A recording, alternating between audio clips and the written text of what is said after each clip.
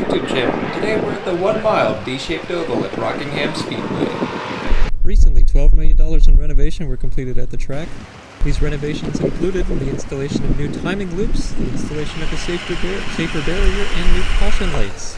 On the outside of the track, or at least in terms of the fan experience, new plumbing was installed to help bring this track into the modern age. All of this helps fans to maybe hope for one day for a Cup Series return. Yesterday we saw the NASCAR Truck Series qualify about a second quicker than the NASCAR O'Reilly Auto Parts Series, and in the race we saw every truck, or almost every truck that is, struggle through treacherous turn number 2. Today we expect a lot of the same, struggling through turn 2 and off the exit. And before we wrap up before the race, we've seen a lot of fans filing in the past hour or so, and they're still filing in at quite a rate now. It's been very, very windy out here. The sand coming up off.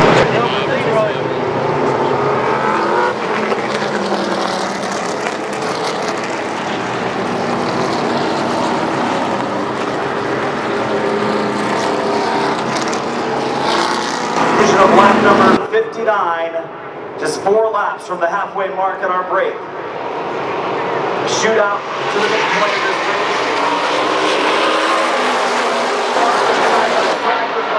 I think it's fitting to talk about the last time the NASCAR Cup Series raced at this track while the ARCA Series is on screen. This was back in 2004, where we would see Matt Kenseth win the race and the championship. Kenseth in the next year would tell the Oculus Star banner that the track was great racing, it just couldn't get people in the stands. He would also go on to say, being in the Southeast and with the time of year that we raced there, the weather had chances of not being good. I think Kenseth alludes to 2 major issues that Rockingham Speedway faced at the time. Its close proximity to Darlington Speedway and Charlotte Motor Speedway meant that it was constantly competing with those tracks for fans to fill the stands. Another issue was its minor inability to move its dates around on the calendar. Rockingham historically has never had lights to provide night racing, and its location in the sandhills of North Carolina can often mean that it's far too hot in the summertime to be racing during the day, and in the fall it can be really, really rainy and really windy, making it very difficult to find the perfect date for this track to race.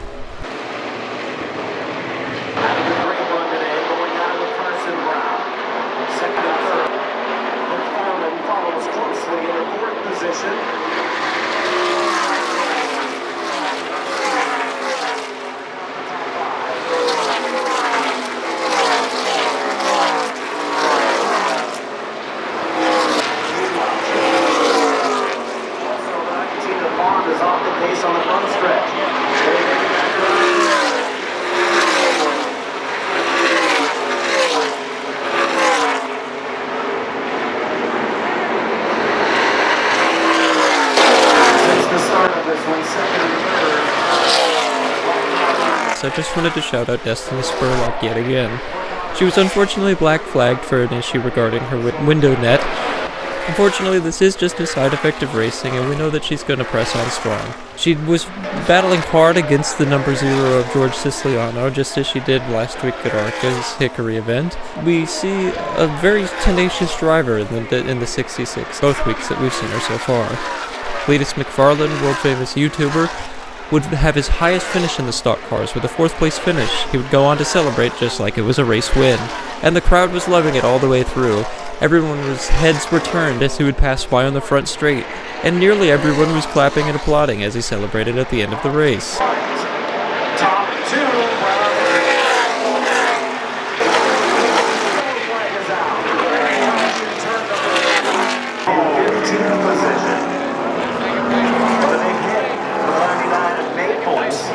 When the leaders were working traffic, Tristan McKee, Carson Brown, 3 wide battle.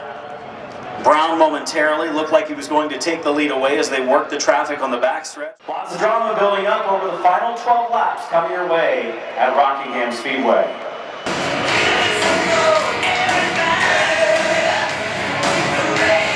Carson Brown running in second.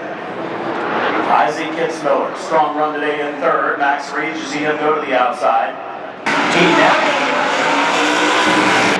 Second place, changing hands momentarily. Kitzmiller third, single file. 8 to go.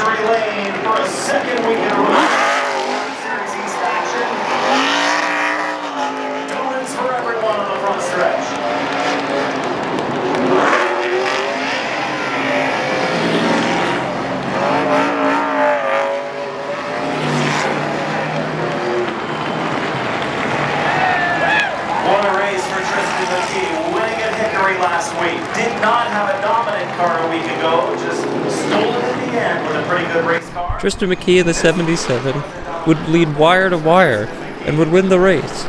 This was no surprise, as we saw him last week do the same in Hickory. Well, not lead wire to wire, that is. He would take the race win with a late charge against the number 18. But this week's showing just proves that he can win whether it's with a late race shove or if it's dominating the entire race and looking calm while doing so. Smell the rubber burning from the front stretch on that McKee number 77. The campers in RV car winning fast. North Carolina Education Lottery 250 for NASCAR O'Reilly Auto Parts Series coming up at 2:30 Eastern Time. Just a little over an hour and a half away. Starting ninth in the Palazzo Ollie Chevy from Alpine, California.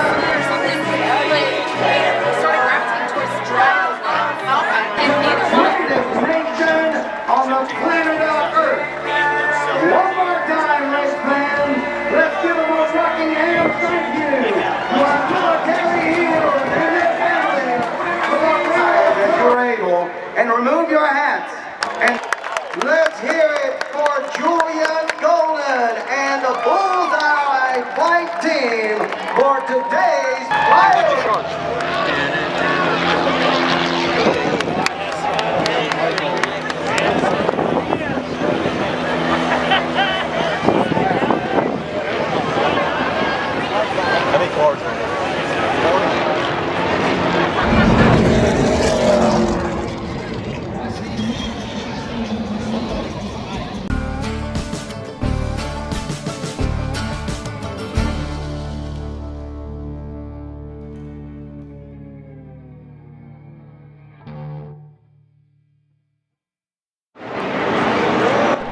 I just want to say before we get started, and I'm not really sure if we get any great shots of it, but the track was not very rubbered in. There was not really a dark black line of rubber like we would see at the end of the race. There was only maybe a light gray line. Perhaps this is a reason for the cars becoming more strung out early on that we saw, and this long green flag run was maybe a chance for them to get the cars underneath them and figure out what all they had. Or maybe it was also just a chance for them to try the track rubber in so that they could try a better attack or better maneuver around the track on the banking.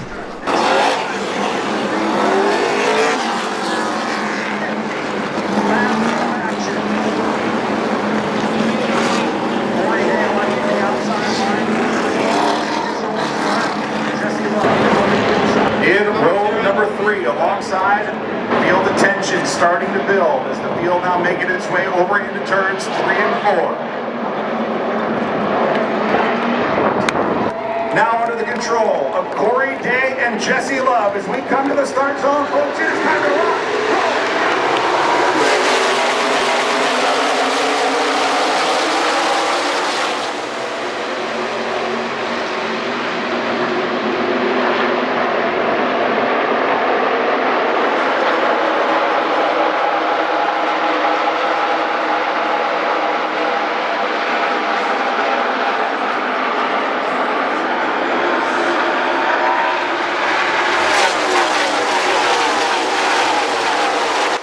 The Rockingham Speedway concessions were far and away prepared for the amount of people that were in attendance this weekend. This did mean that plenty of people were enjoying lots of fine beverages at the track. And while no one got hurt, which is a very good thing, there was plenty of action to see up and down the speedway. If you were headed into the bathroom, you had to almost certainly stare at the ground. The dividers were very, very short, and the plumbing, albeit new, was still prone to clogging. And once you leave the bathroom or on the way to the bathroom, you had to watch out for people that were tripping up and down the stairs.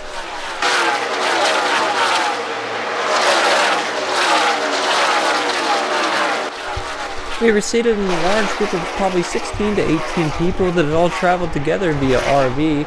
They were all cheering for the 5 in the O car, and they were all very, very happily enjoying the race. They were huge fans of Cletus McFarland and were listening attentively all the way through to his race in-race communications. and every time that he would spin or have an issue, they would communicate to each other about how he was talking on the radio.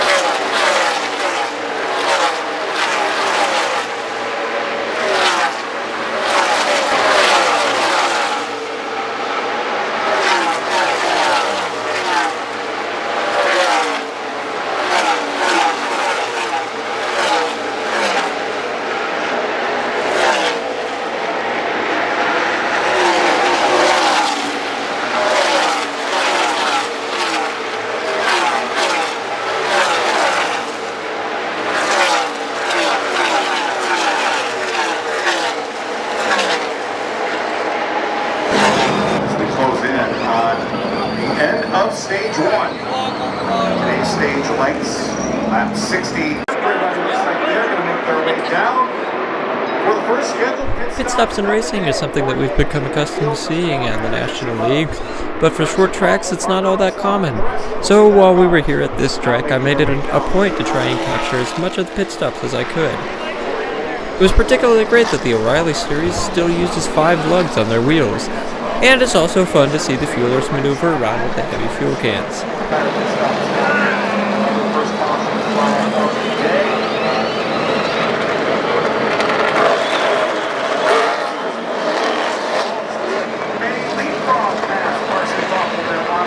Very tight working conditions down on pit road here.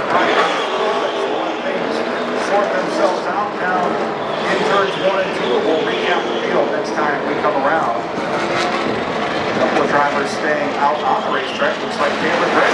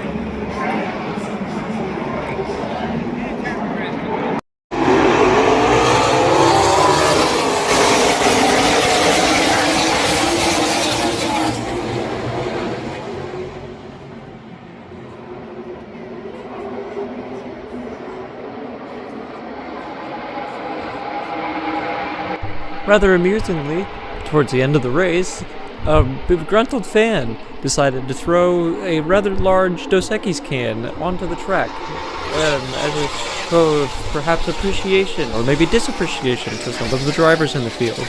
Amazingly, no yellow was thrown, and even more spectacularly, a car spun off of the final turn, off of the fourth turn, and onto the apron, and still did not hit the beer can. Now, under the ensuing yellow after the car's spin, the AMR safety team would come and grab the beer can off the track.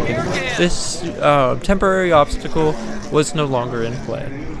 Good green flag run there, but caution coming out here.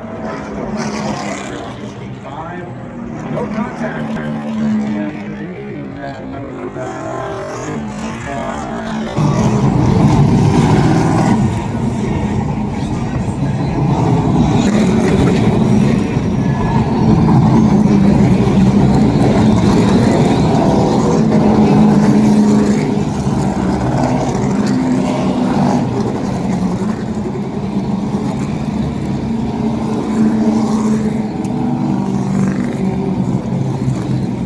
Ryan C. lead us back to the green flag.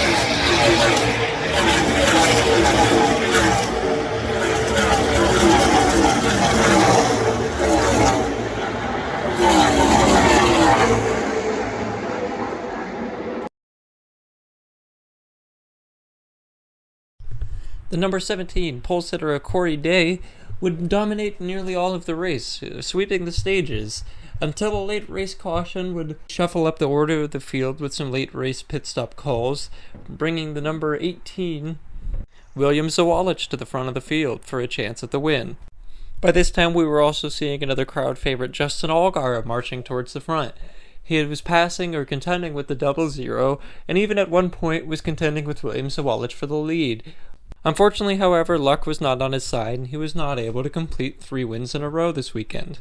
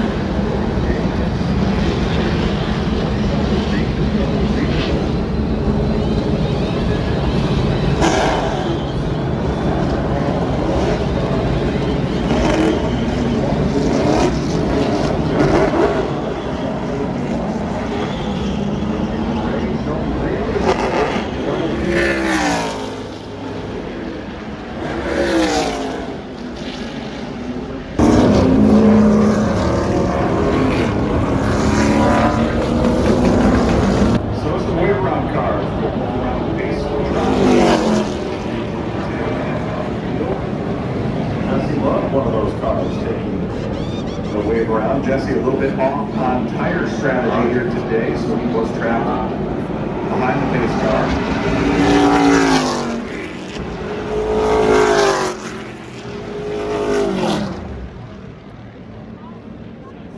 Red Cruz continue to be scored as the leader. Justin Allgaier up into second. Allgaier looking for his third consecutive O'Reilly Auto Parts Series victory.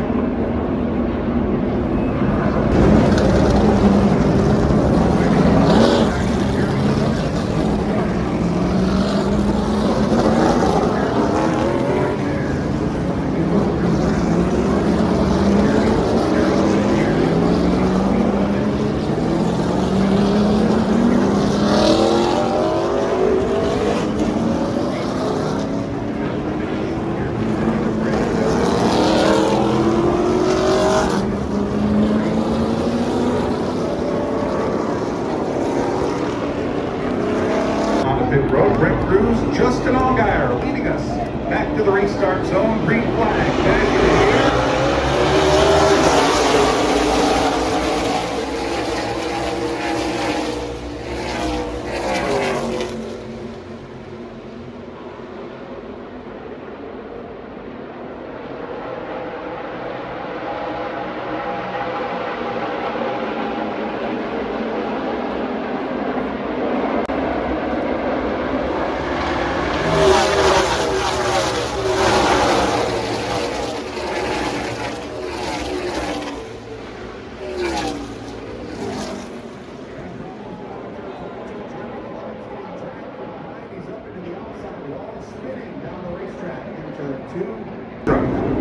Back down onto pit road. Two Joe Gibbs racing drivers, Solage and Cruz, bringing us back to green.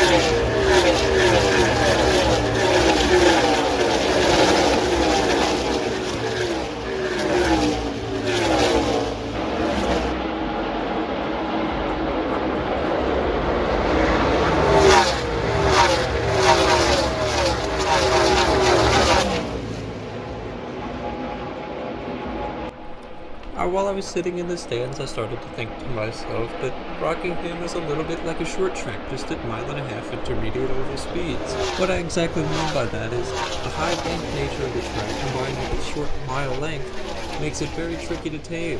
It's a little bit like Darlington and Bristol combined into one. Now, of course, I'm not an expert, and I don't even want to claim to be, but that's just what I was thinking in the moment at the track.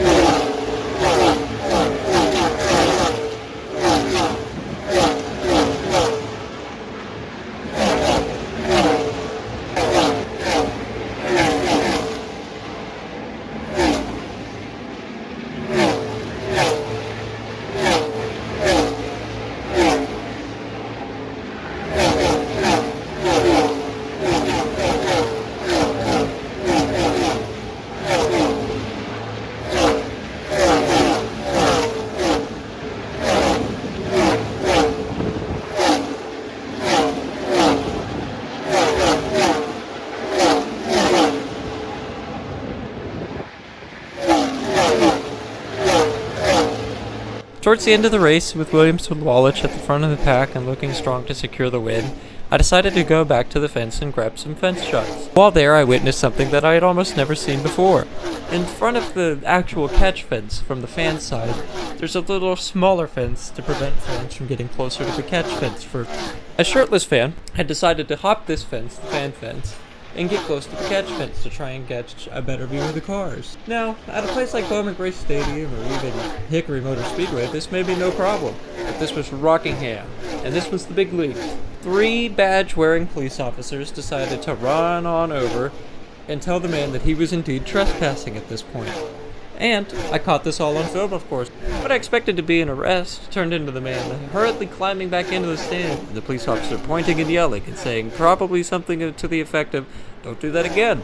You'll be banned if you do something like that, or you'll be arrested if we see you again." At least that's only what we can assume. We were not within earshot of the police. They were a few rows down, and this event was happening at the end of the race, making it very chaotic and hard to tell what exactly was going on. Going to victory lane for the first time. Style down here on the front straightaway, so Wallace burning it down. Speedway.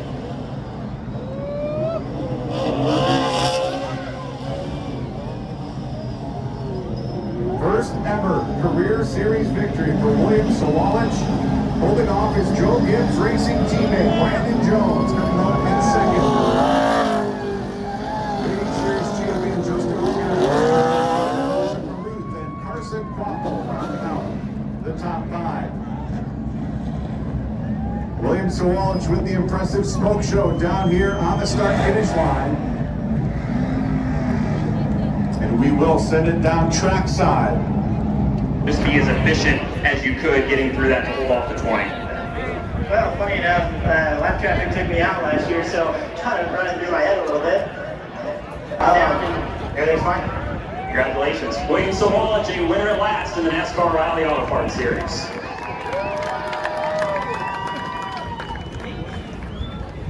Auto Service been all over us this weekend at Rockingham Speedway. Remember now, you can keep up with all the activities here at the Rock by logging on to the website, racetherock.com.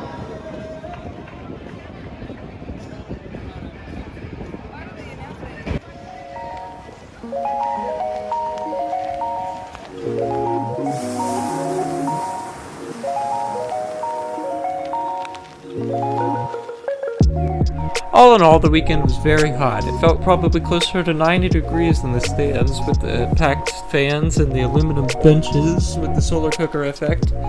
But the racing was fantastic, and I can't say that I regret any part of going. Year on year now, the fans have been amazing, and it's been great to meet people at the track and meet people from different walks of life. There was talk of returning yet again next year for the NASCAR O'Reilly Series, and like I said before, Cup Series is potentially on the horizon for this track, so on to bigger and better things we hope for at Rockingham Speedway. Until then, we are South East Rev Rats, and we'll catch you next time. And remember, love one another.